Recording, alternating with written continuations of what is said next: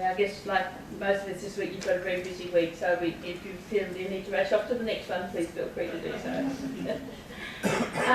I would like to welcome some special guests today. Of course, a very special guest is the Minister for Volunteering and Citizenship. I'll stick the volunteering in there because this relates to it, doesn't it? So thank you, Minister, again for your support this year in launching National Volunteer Week.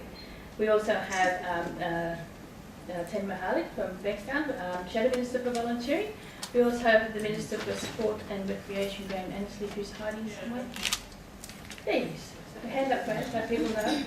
So if you need to talk about sport, there's the man for you.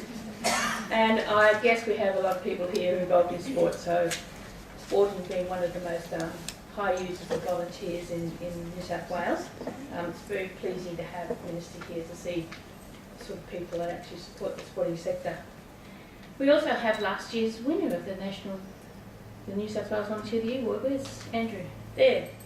Last year's winner of the award for New South Wales Volunteer of the Year. Thanks for coming, Andrew. I have some of my board members here. I have Lockie Ball. Somewhere, I've seen Lockie. Where's he gone? He was here. Oh, it's out there. It's probably making a tea. That's a good board membership. Alan Bates. And Valerie, who's at my chairperson, so thank you very much for coming along. You know, when the Minister became in charge of the portfolio, my first meeting with him showed me straight away that he was really in touch with what volunteering is about. He knew what we did, he knew the value of volunteers, he knew his community, his ride community, the volunteer work that was done there. He spoke the language that we speak about volunteering, so I thought, wow, we've hit the jackpot here. But it also scared me because we knew that he was going up that ladder sometime. But we've been so lucky because we've still got him. And by having him, it's allowed him to work with us to develop a set of volunteer rights and principles, which he will talk about. I won't talk about because it's been his drive and his passion, like mine, to work on volunteer rights. So he's going to tell you and give you some news about that this morning. So, without any further ado, I will ask the Minister to speak to us and give us the news about that project. Thank you, Minister.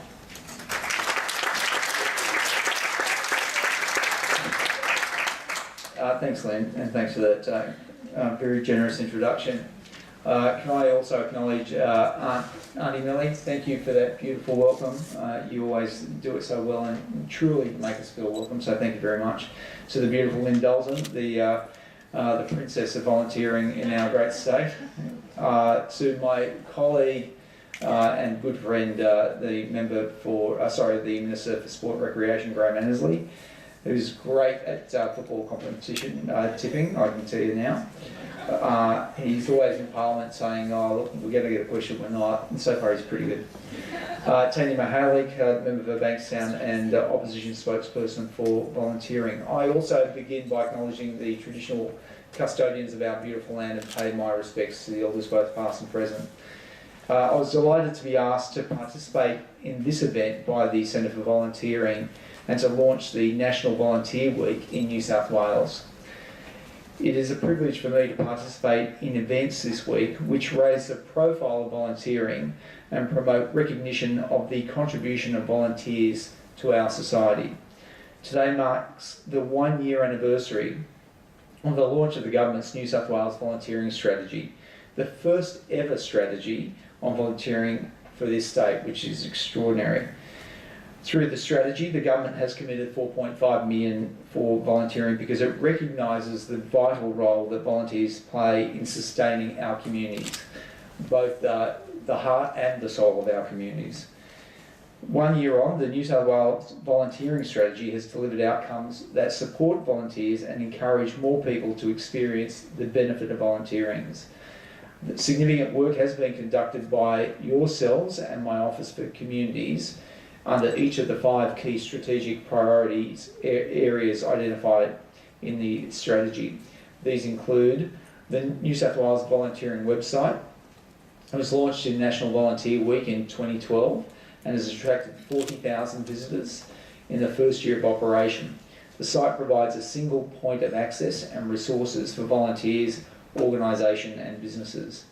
The second thing is the cost of police checks for volunteers in aged care has been reduced to $15. Now I know that's been very much appreciated and well received, and more than 450 people have benefited from these arrangements thus far. There's been a time banking trial which is underway in the Central Coast, Newcastle and Lake Macquarie and Hunter regions, to foster a network of members who exchange services online. It's like bartering for volunteers. This community program allows members to earn credits when donating their time and then spend these credits to receive services from other volunteers. I look forward to increased membership in the coming months on the time banking trial, and again that's very exciting. An evaluation of the trial in partnership with the universities of Newcastle and Wollongong is underway. In response to the strategy's direction to broaden the volunteer base, improved access to professional guidance for volunteer managers has been made available, with 100 subsidised places approved through the New South Wales Skills Priority List for the Certificate in Volunteer Program Coordination.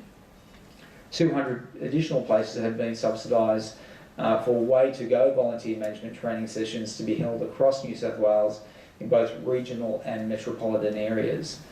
Now, for the first time, training pathways have been created for volunteer managers to complete industry-based training, improve their knowledge and skills, and build careers in volunteer management, which is very important for the future structure of volunteering. This year, a pilot project was conducted to demonstrate volunteering as a pathway to employment. In Bathurst, the strategy has enabled a coalition of employers, job service providers and the Volunteer Resource Centre to place young Aboriginal people in employment as a result of their experience gained as volunteers through the program. Under the project, 25 volunteers have developed their skills in the food production and service industries, and 12 have secured employment. Planning is underway to extend the success of this program to other areas in the coming year. Considerable results have been achieved in improving recognition and support for workplace volunteering.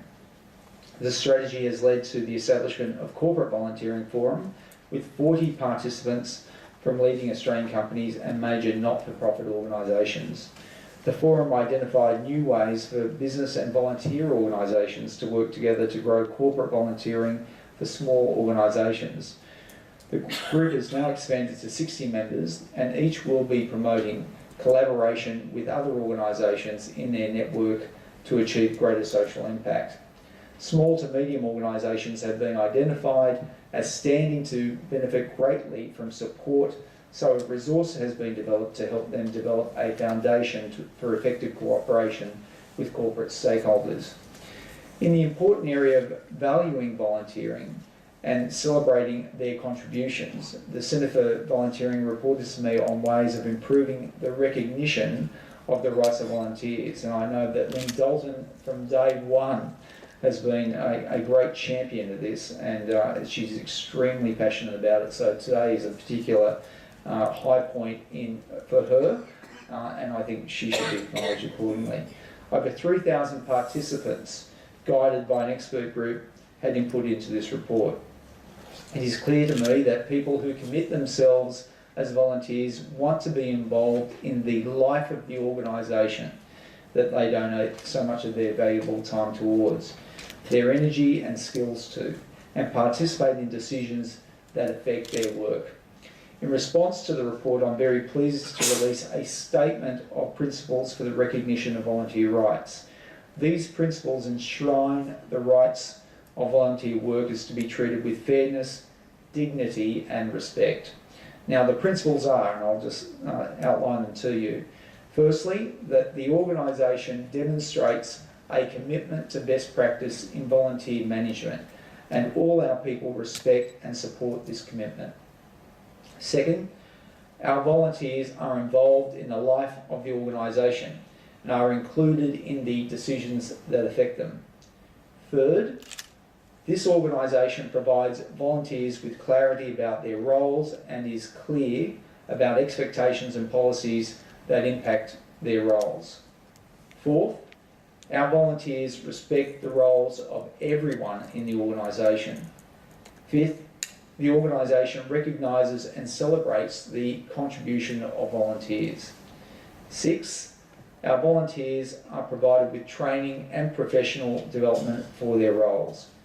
And lastly, 7, this organisation provides our people with the opportunity to resolve disputes with respect and dignity.